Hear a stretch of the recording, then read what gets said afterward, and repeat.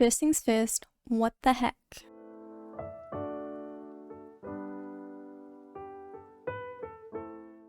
Alright, welcome back to a brand new video, guys. Today we are on part 7, part 1, episode 7, part 1 of our Wandavision series. We are going to build Wanda's house today. This is a 2-part episode.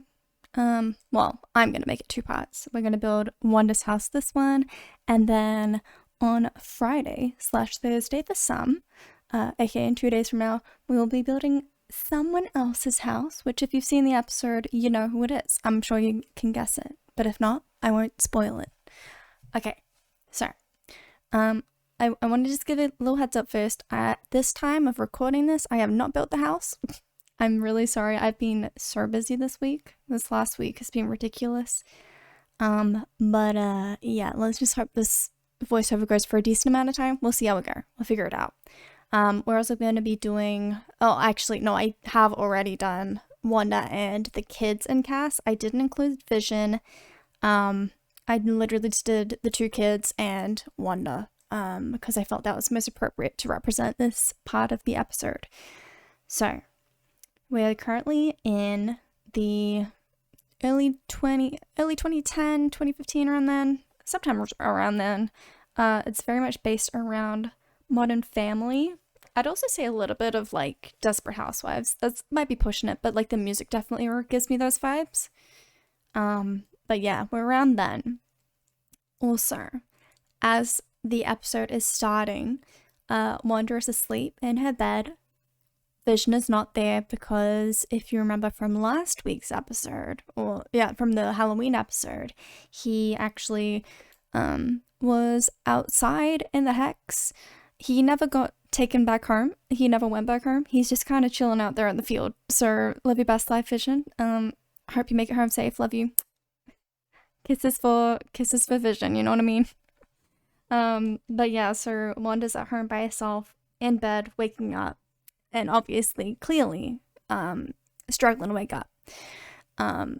Like she's hungover, but I don't think she is. But that's what it seems like anyway. So she's woken up by the kids being like, oh my god, everything's wrong.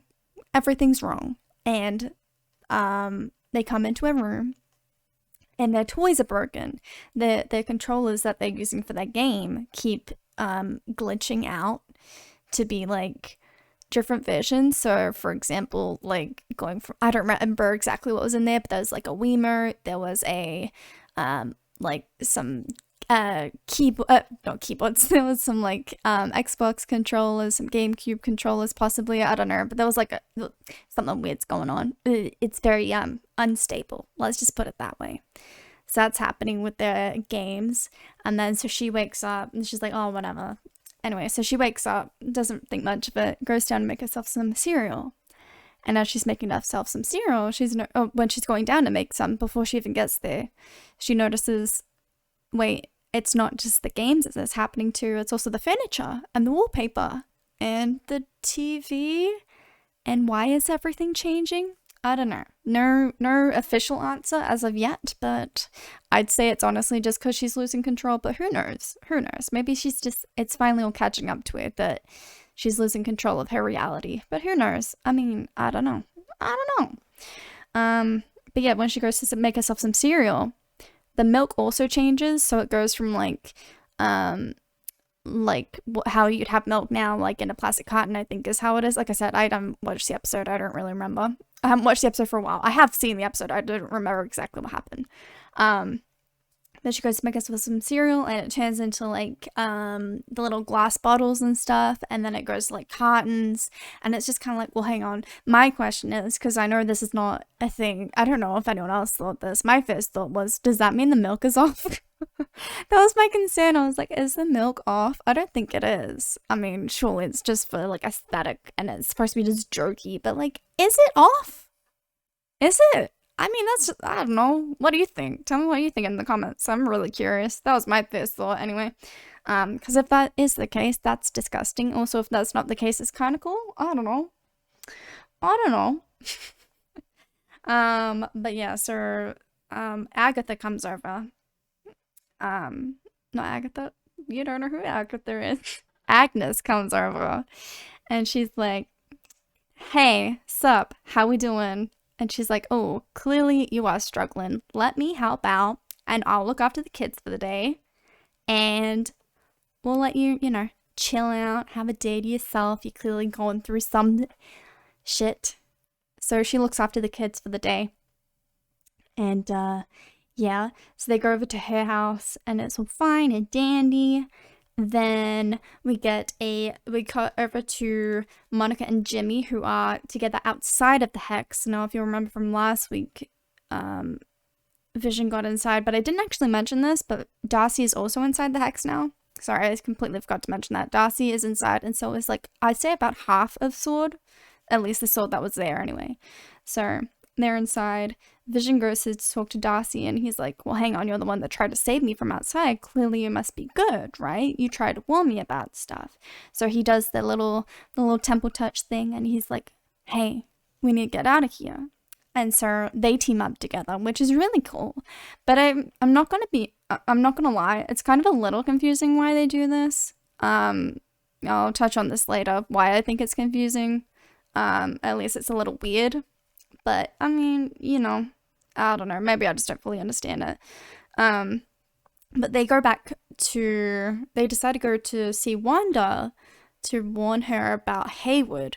Because Haywood is actually tracking, wait, no, I've got things confused. Monica and Jimmy go back to the hex, which obviously Jimmy doesn't want to do. And he's like, Monica, you're not doing this. Monica goes back in there.